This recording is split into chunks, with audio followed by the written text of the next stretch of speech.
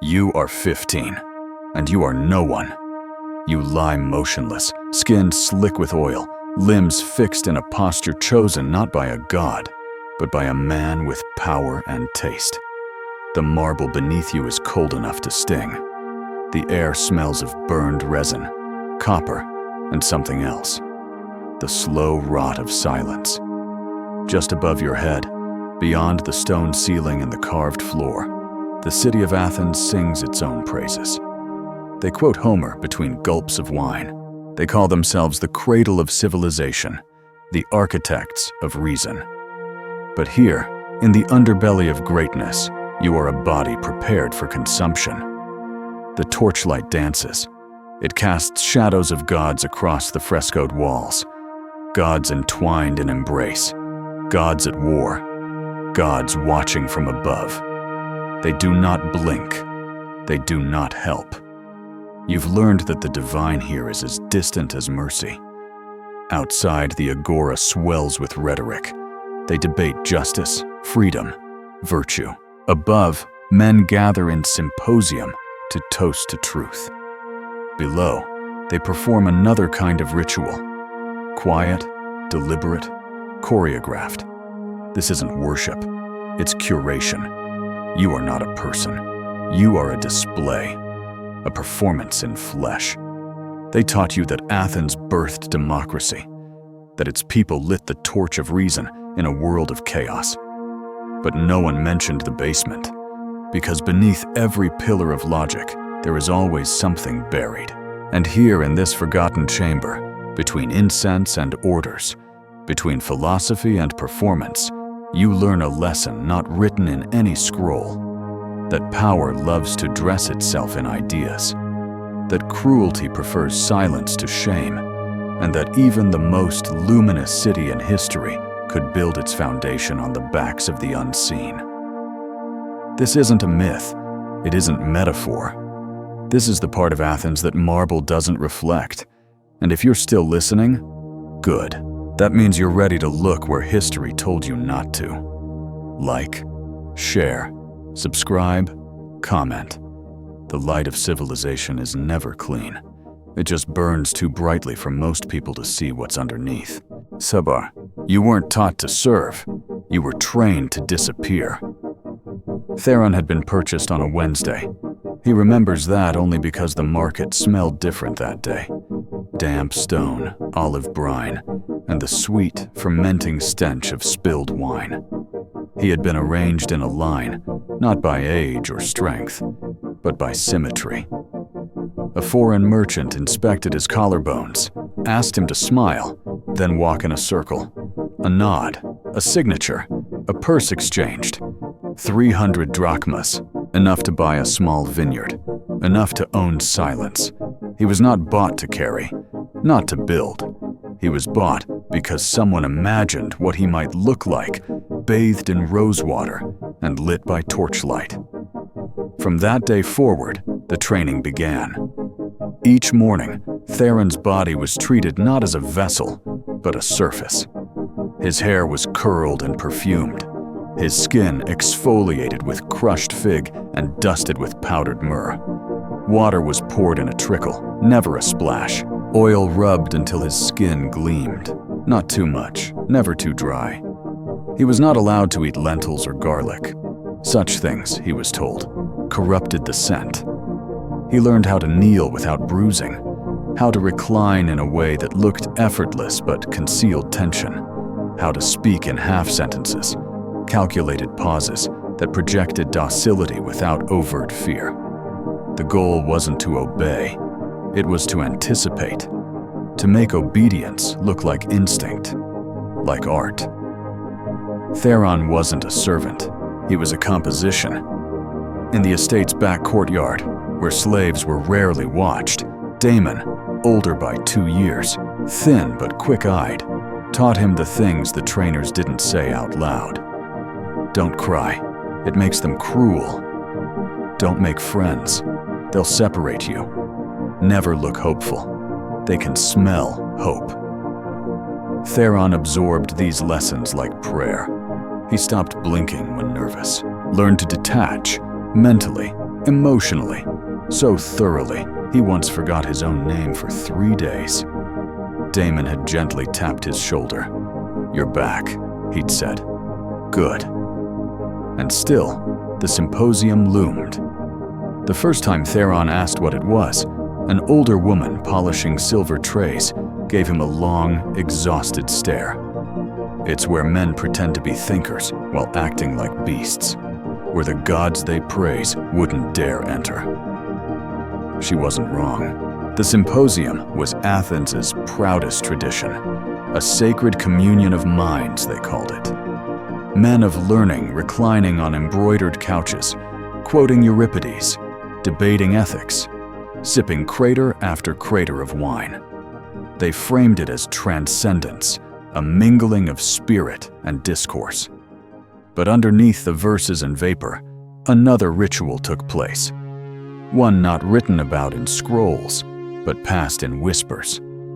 The youngest were brought in as inspiration. The most beautiful became muses. The pliable were instruments of the divine. What they meant was boys, prepared, perfumed, compliant. What they meant was Theron. The philosopher Irenaeus arrived often, cloaked in indigo wool and words sharpened by years of dialectic combat. He had once delivered a lecture in the Agora titled "On the Nature of Love Between the Temporal and the Eternal." Damon had once served him wine. "He quoted Plato while touching my neck," Damon said. "Told me beauty was a gift that should be shared. I didn't feel gifted.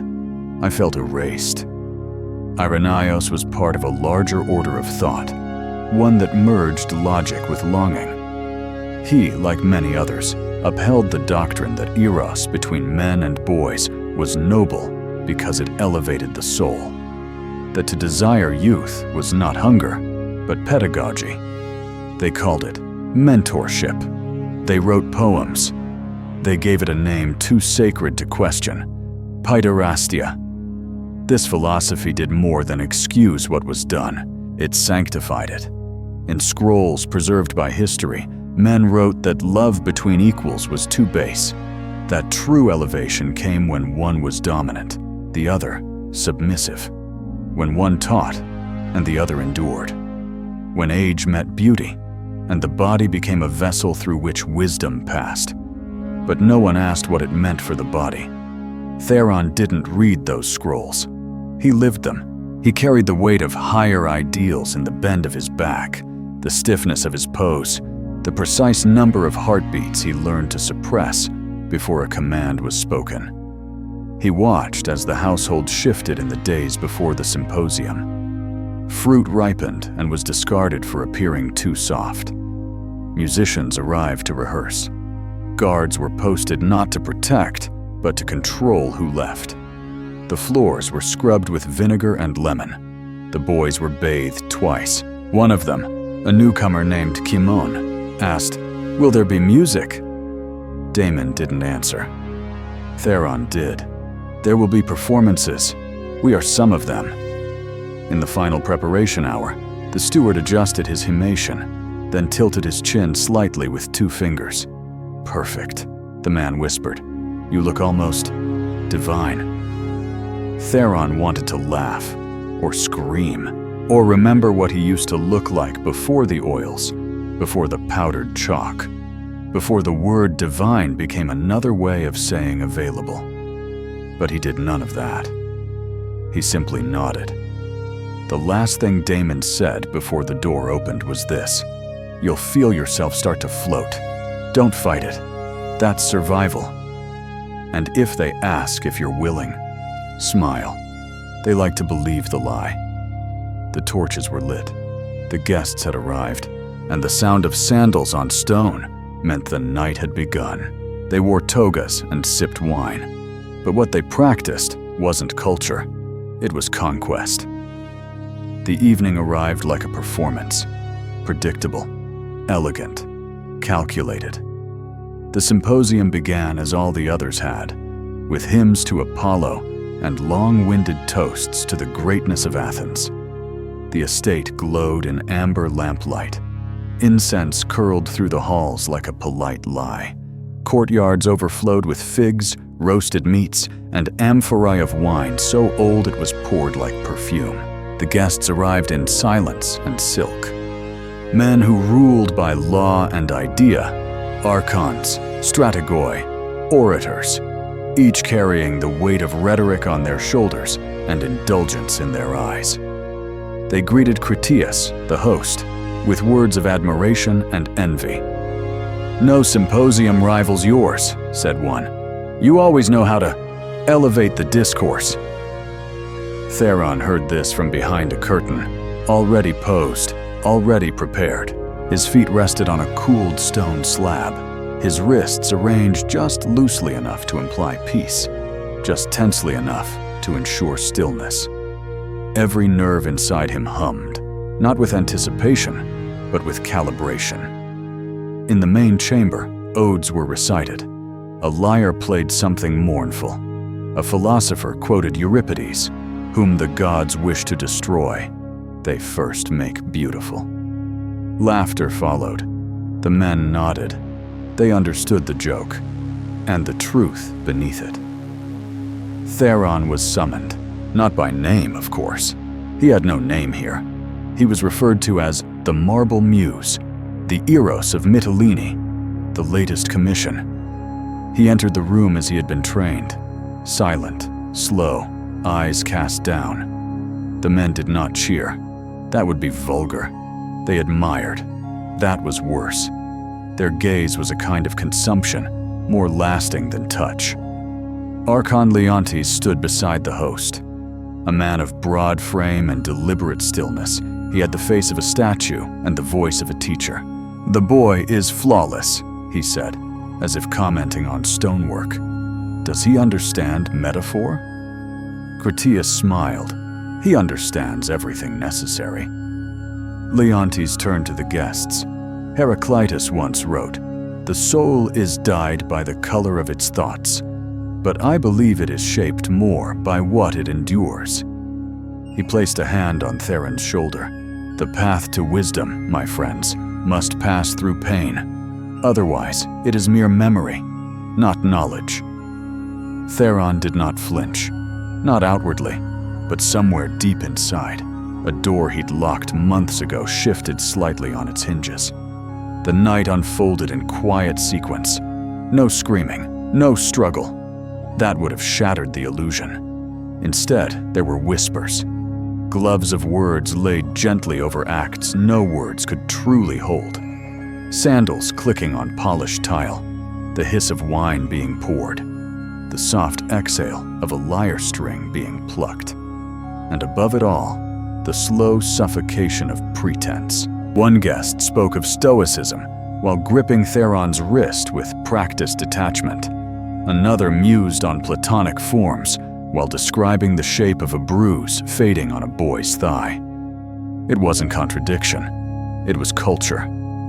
Theron floated. He had been taught how. To leave without moving.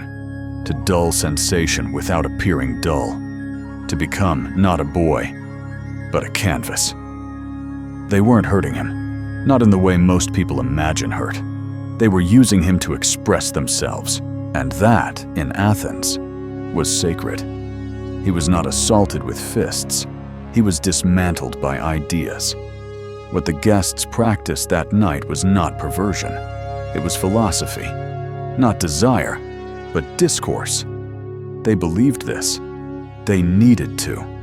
Because if they ever stopped pretending, the entire civilization might crumble beneath the weight of its own self-delusion. At one point, Leontes spoke again.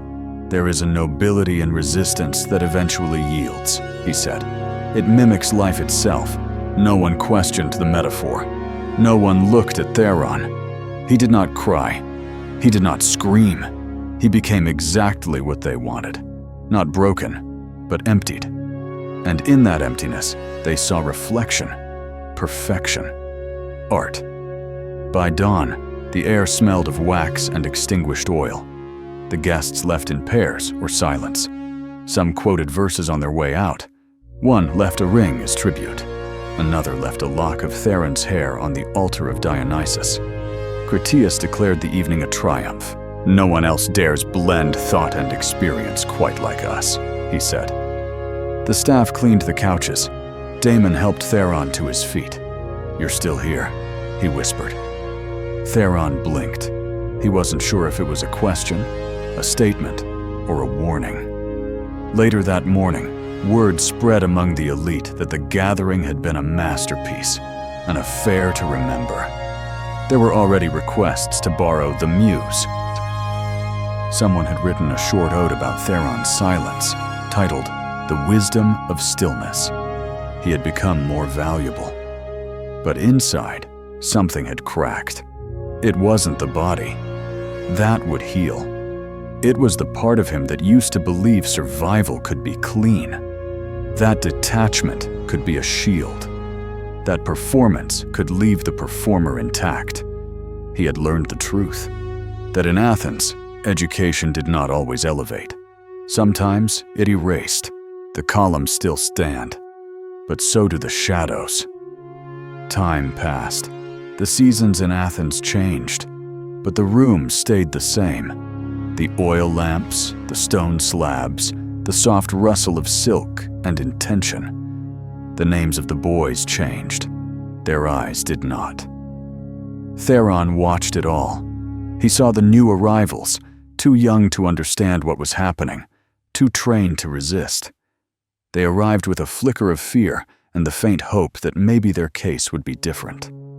Maybe they would be loved. Maybe they would be spared. They wouldn't. He saw the stages repeat with mechanical cruelty, the grooming, the rehearsals, the debut performances. Some boys adapted, not because they were strong, but because they knew how to vanish behind their own eyes.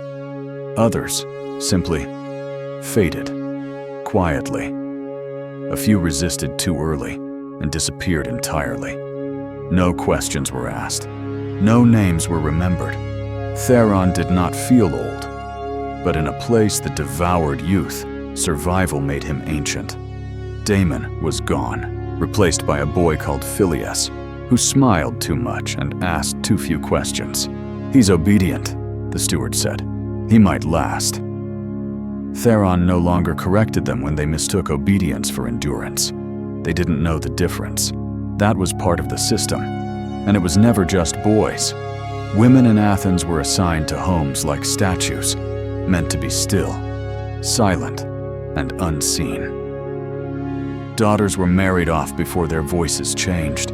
Wives were kept behind veils, their value calculated not in intellect or spirit, but in wombs. Their function was lineage, their desire irrelevant. Some were funneled into temple service, where they served gods whose rituals looked too much like cages. Festivals draped in divine language became excuses for controlled transgression. What was called sacred was often strategic. What was labeled spiritual was often state-sanctioned violation. Even the hetairai, the educated courtesans, lived on borrowed privilege. Their intelligence bought them proximity, but not safety. At any moment, they could be cast out. Their wit admired, their freedom illusory. Power in Athens flowed one way, and history followed it. Theron came to understand something few scrolls recorded, that the greatness of a society is not only in what it builds, but in who it silences to build it. Athens gave the world democracy, but practiced it on the backs of the voiceless. It praised reason, while excusing cruelty. It sculpted gods, while erasing the children offered at their feet. We remember the thinkers, not the lives they stepped over to rise. The marble columns still stand. Tourists marvel. Scholars praise. Their beauty is unquestioned. But Theron knows what was buried beneath them. Not metaphor, not myth, memory, and pain. There's no monument for those who were used, no tribute to the disappeared. Their legacy is silence, their record is absence, but their story is not gone. It echoes, it lingers, in the gaps between verses, in the pauses between philosophical declarations, in the shadows cast by all that gleams too brightly. Civilization without conscience is not civilization. It is elegance weaponized. True enlightenment does not come from scrolls. It comes from hearing the voices history tried to erase. And the past? The past isn't gone. It lives in every myth we never question, in every curriculum that skips the basement, in every monument we praise without asking who was crushed beneath it. Theron never left Athens. Not truly. He aged, but not the way free men did. His hair grayed in silence, his body hardened, then weakened. No one remembered his name, and in that forgetfulness, Athens believed itself clean. He lived long enough to see statues erected in the image of the very men who had claimed his body as their canvas. He watched as schoolchildren recited Plato's dialogues, unaware of what those words had once been used to justify. He died without ceremony, without grave, buried where broken tools and kitchen ash were discarded. But he had outlived them. Not just the men, but the illusions. He had seen the cycle for what it was, a ritual of forgetting dressed in the robes of enlightenment. And so the question remains, not for Theron, but for us. What do we choose to remember? Do we honor only what is engraved in stone, or do we dare to listen to what was buried beneath it? Do we revere a civilization because it told the best story about itself? Or do we pause, truly pause, and ask, who wasn't allowed to speak? Athens did not fall in fire. It calcified in reverence. We kept its stories, its structures, its script, but we let its victims vanish. You can walk through the ruins today, marvel at the lines, quote the names, but until you hear the silence, until you grieve the unnamed, you are not visiting history. You are worshiping marble. So the next time you walk beneath those columns, ask yourself, what's buried beneath? So, as we've journeyed through this unsettling glimpse into the shadowed corners of ancient Athens, it's become undeniably clear that history, for all its grandeur and philosophical brilliance, also carries within it the heavy burden of silenced suffering. The story of that young boy, and countless others like him, serves as a stark reminder that progress and enlightenment can never truly be celebrated if they're built on a foundation of exploitation and injustice. It's a challenging truth to confront, but acknowledging these hidden stories is vital to understanding the full complexity of the past and hopefully building a more equitable future. I'm incredibly curious to hear your thoughts on all of this. What aspects of this narrative resonated with you the most? Did anything surprise you or challenge your preconceived notions of ancient Greece? Please, feel free to leave a comment below. I genuinely value your insights and would love to start a conversation. Do you have any questions about what we've covered? Or perhaps suggestions for future topics we can explore? Let's discuss. And if you're intrigued by these deep dives into forgotten or obscured historical narratives, and you want to be notified when I release new videos exploring similar themes, please hit that subscribe button. I have so many more thought-provoking stories to share, and I'd love to have you along for the journey. Let's keep challenging the conventional narratives and uncover the hidden truths of the past together.